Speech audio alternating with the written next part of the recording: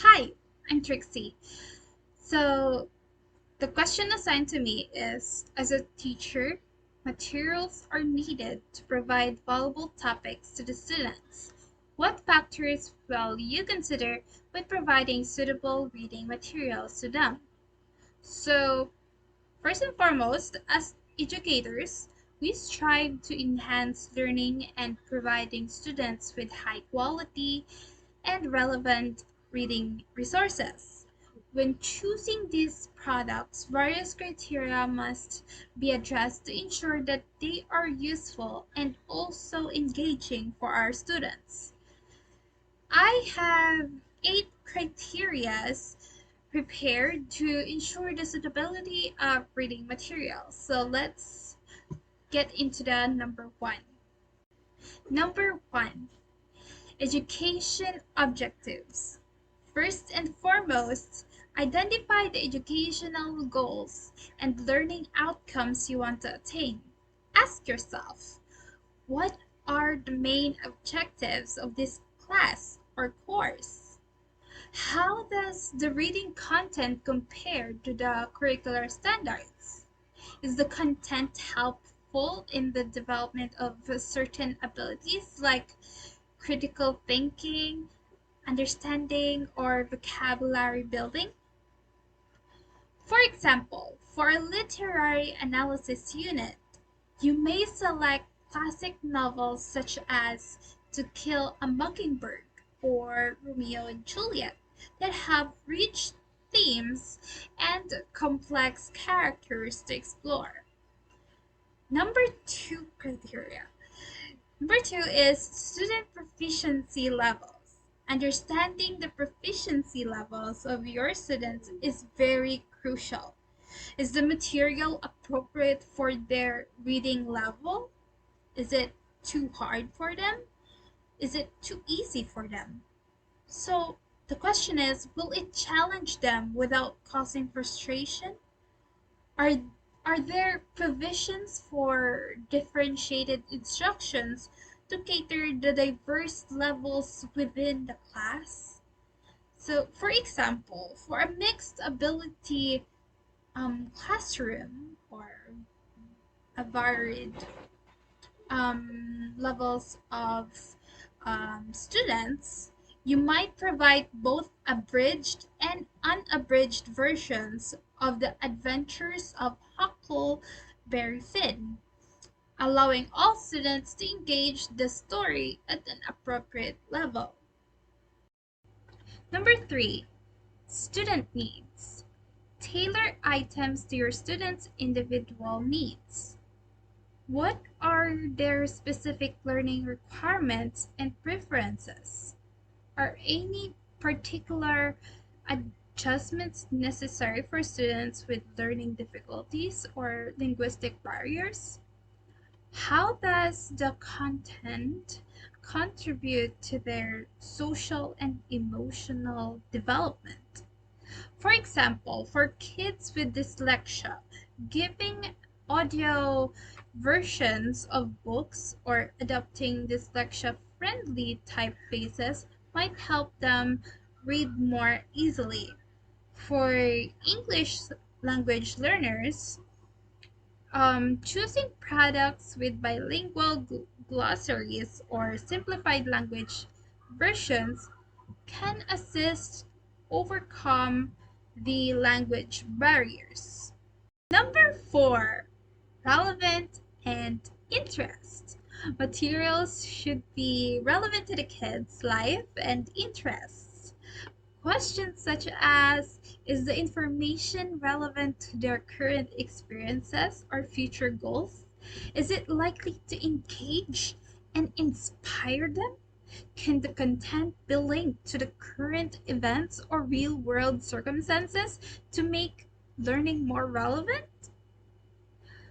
Um, Example, when teaching a unit on contemporary literature, using novels like The Hate You Give by Angie Thomas can capture students' interest with its relatable themes and modern contexts.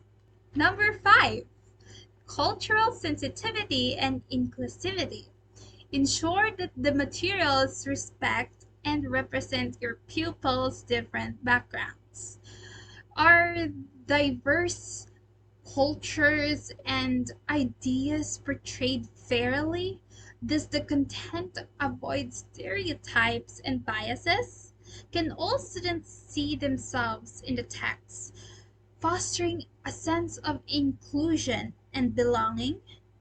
For example, while choosing literature, look look for works with characters from varied ethnic origins and universal themes like family, friends, and resilience, such as Sherman Alexie's The Absolutely True Diary of a Part-Time Indian. Number 6, complexity and structure. Consider the text intricacy and structure. Is the language clear and understandable? Does the information provide visual aids, summaries, or glossaries to help learners understand? How is the information organized? Is it rational and easy to understand?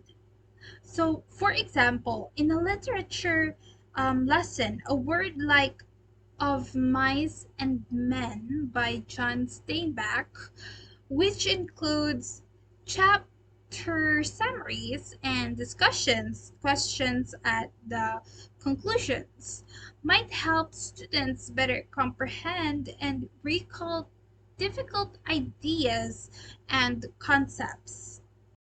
Number 7, credibility and accuracy. Ensure that the contents are credible and factual. Are the sources credible and reputable? Is the information current and fact checked? Does the content foster critical thinking by encouraging students to question and examine sources?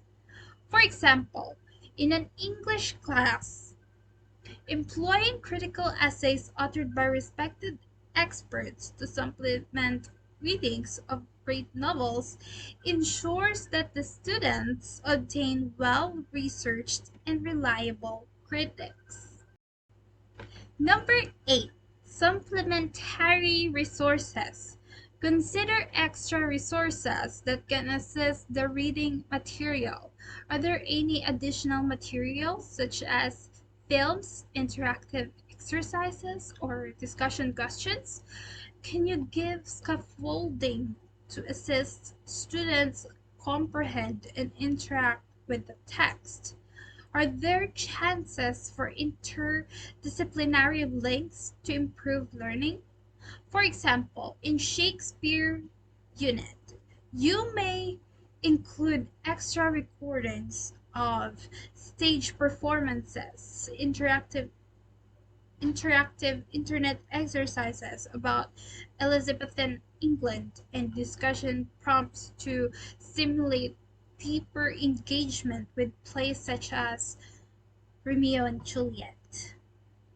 So, choosing appropriate reading materials is a difficult process that involves careful consideration of several criteria, focusing on educational objectives, student competence, student needs, relevance, cultural sensitivity, complexity, and also credibility and supplemental resources allows you to give your students with materials that are just intrusive but also engaging and inclusive. Remember that the correct resources may make a major impact in your kids' learning journeys, fostering a lifelong love of reading and also learning.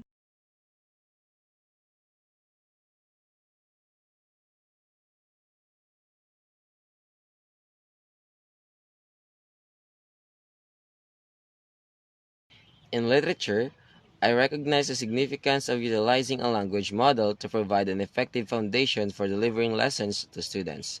Language models, such as the one incorporated in our curriculum, offer a wealth of resources, insights, and linguistic tools that can enrich students' understanding and appreciation of literature, which is why I choose this model, and here are the two main reasons behind it.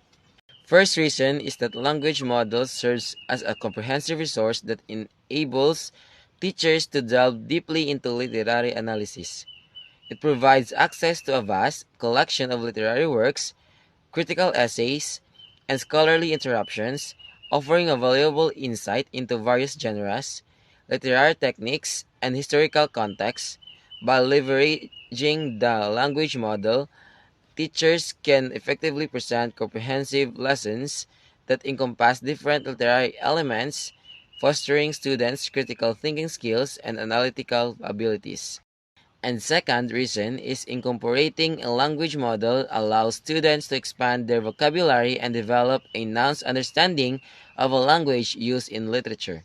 Students can explore contextual definitions, synonyms, and related terms, enabling them to grasp the subtleties of words and phrases, enhancing their comprehension and interpretation of literary texts.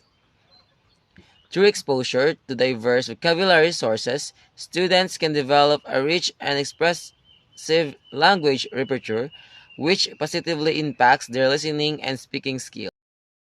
Now, how can I incorporate the language model to foster the macro skills of listening and speaking? Simple. Through authentic language samples, the language model provides access to a vast corpus of authentic literature, including renowned literary works, contemporary novels, and poetry. By exposing students to these authentic language samples, teachers can enhance their listening and speaking skills. Students can listen audio versions of literary texts, engaging with the rhythm, tone, and expressive qualities of the spoken words. Additionally, teachers can incorporate excerpts from plays, encouraging students to perform dramatic readings, thereby honing their speaking abilities. As a future teacher, one of my primary goals is to foster the holistic development of my students, including their listening and speaking abilities. In the context of teaching literature, these skills are of paramount importance as they enable students to engage deeply with texts, critically analyze ideas, and effectively express their thoughts and interpretations. According to Macaulay 2019, listening requires the fundamental skill of focusing attention on the speaker to be able to hear and understand what the speaker is saying, while speaking skills require students to take turns, speak confidently, stay on topic, and speak with clarity. Students are more likely to master speaking and listening skills when they can actively engage in learning them. So here are several strategies aimed at developing my students' listening and speaking skills in the literature classroom that I will practice to ultimately enhance their overall language proficiency and appreciation for the subject. First, creating a supportive classroom environment. It always has to start with this. To promote effective listening and speaking, it is crucial to establish a safe and inclusive classroom environment where students feel comfortable expressing their ideas. Encouraging open dialogue, active participation, and mutual respect among peers fosters a sense of belonging and facilitates meaningful discussions centered around literature.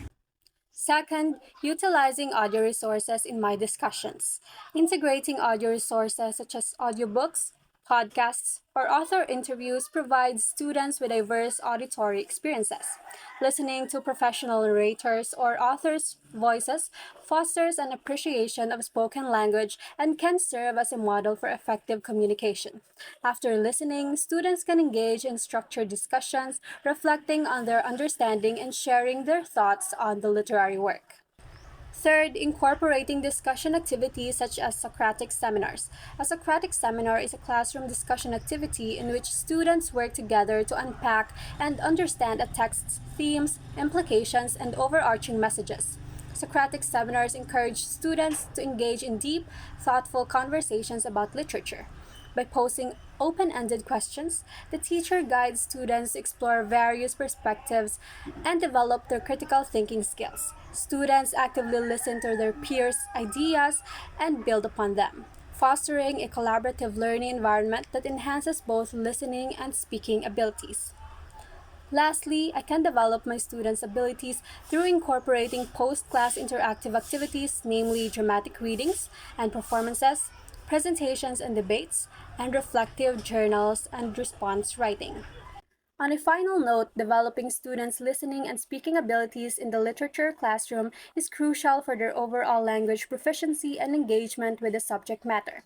By creating a supportive environment, incorporating activity strategies, and providing opportunities for meaningful discussions, presentations, and performances, teachers can empower students to become active participants in the exploration and interpretation of literature. Through these efforts, students will not only enhance their listening and speaking skills but also develop a lifelong appreciation for literature as a means of communication, self expression, and personal growth.